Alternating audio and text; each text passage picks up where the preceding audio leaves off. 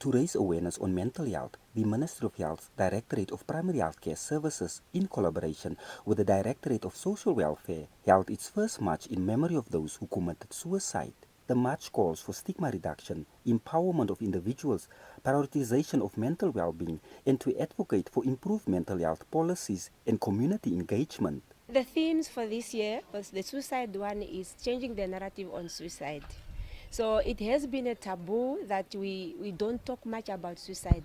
Suicide is like a hidden case. Suicide is a crime. When someone commits suicide, there's a police involved. There's all the legal activities involved. So we are now saying it's time that we change the narrative and talk more about suicide and discuss more about suicide in our workplace, in our communities, in our houses, so that we cannot keep quiet about it. One of the objectives of the awareness campaigns is decentralized psychoeducation and community mobilization activities. Our workforce has been also neglected when it comes to mental health. So we are working in toxic environments. Our work is not so conducive, and this hampers the productivity of the workforce. It's not only affecting the workers themselves, it's also affecting the productivity and the employers, and with the public sector, the government as a whole is being affected. Those who participated welcomed the initiative. That we go to alcohol, we go to drugs, we go out, we go dancing, whatever, except what would help, which is talking at least about it.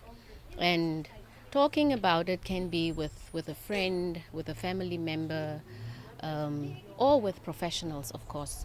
And I think we don't trust each other these days, so going to a professional is not something to be shy about. We are the first responders on the scene. We work in the community, and we can then refer the patients or the clients seeking help to the right officers to seek for the right assistance, because these issues will not be solved if we do not engage about it.